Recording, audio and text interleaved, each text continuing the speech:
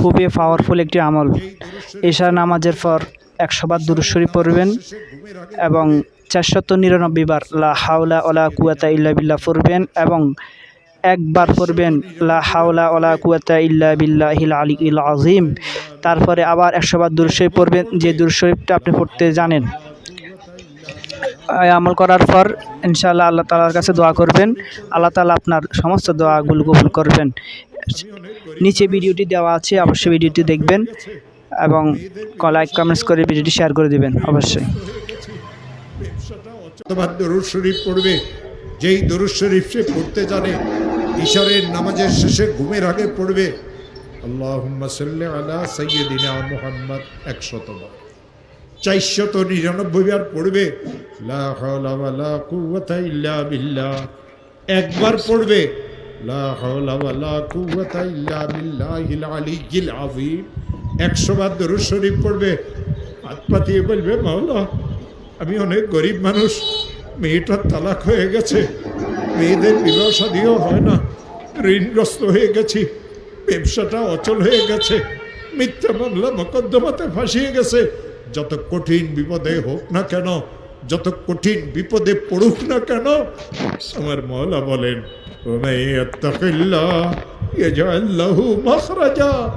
আমি তার জন্য উদ্ধারের রাস্তা করে দেব। ও আমার প্রিয় ভাইরা, এই আয়াত আল্লাহ সূরা তালাকে নাজিল করেছেন। কেন সূরা তালাকে আয়াত নাজিল করেছেন জানেন? ইসলাম ধর্মে সবচেয়ে নিকৃষ্টতম জায়েজ হলো এই তালাক। এই তালাকের কারণে দুইটা পরিবার ধ্বংস হয়ে যায়, মাসুম বাচ্চাদের জীবন ধ্বংস হয়ে যায়। এই তালাকের কারণে মানুষদের অবস্থার এমন সৃষ্টি হয় যে সে বর্ণনাও করতে পারে না। বড় বোনের তালাক হয়ে গেল, ছোট বোনগুলি বিবাহ আটকিয়ে গেল। নিশ্চয় মেয়েরা খারাপ, নাইলে কেন তালাক হইল? জামাইকে দেখতে তো অনেক ভালো লাগে। আমার প্রিয় ভাইয়েরা, এই মেয়েটা শ্বশুর বাড়িতে শান্তিতে ছিল না, বাপের বাড়িতে যতদিন ছিল ঘরের কাজ কামে মেয়েকে করা লাগতো। শ্বশুর বাড়িতে যাওয়ার পরে এই মেয়ের এত কষ্ট হয়, কাউকে খুলিয়ে বলতে পারে না। বাপ গরিব মানুষ, বাপের কাছেও বলতে পারে না, নীরবে সহ্য করে। যৌতুক নামের এক অভিশাপ মুসলমানদের ঘরে ঘরে ঢুকেছে। ইসলাম ধর্মে যৌতুক হারাম, ইসলাম ধর্মে যৌতুক হারাম। ব্যয় বাড়ির চেয়ার কুরসি, ব্যয় বাড়ির ডাইনিং টেবিল, ব্যয় বাড়ির থেকে খাট নিয়েন না মুসলমানেরা। শুকুরের গোস্ত, শুকুরের গোস্ত, শুকুরের গোস্ত। যৌতুকের অর্থ আর মাল এই দুইটা সমান।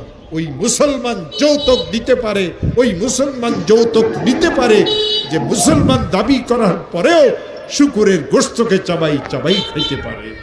ইসলাম ধর্মে যৌতুকের কোনো অধিকার নাই, আল্লাহদের নাই অধিকার, রসুলদের নাই অধিকার।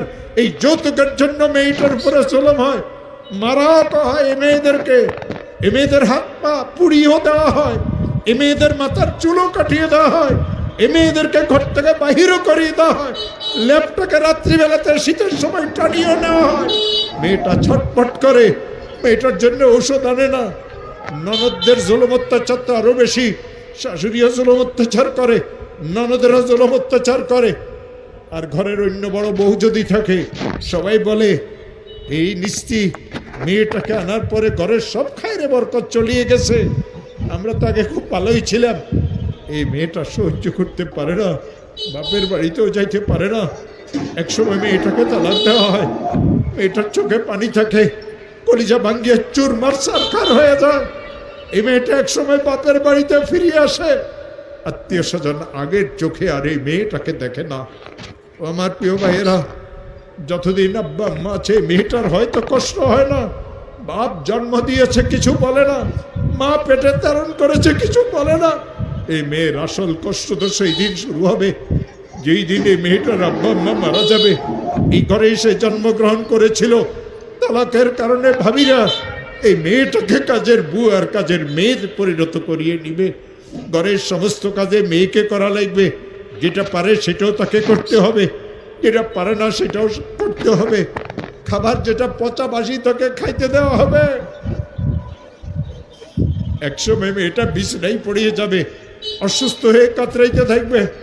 ভাইদেরকে বলবে, ভাই আমার তো আর সহ্য হয় না, আমার জন্য একটা ওষুধের ব্যবস্থা করো। ভাইয়েরা বলে, তোর মরিয়ে যাওয়াটাই উত্তম, তোর কারণেই তো আমাদের পরিবারের এই দুর্দশা, তোর তালাকের কারণে আমার 3 মেয়ের বিবাহ হয় না। লোকেরা বলে, যার ফুফুর তালাক হয়েছে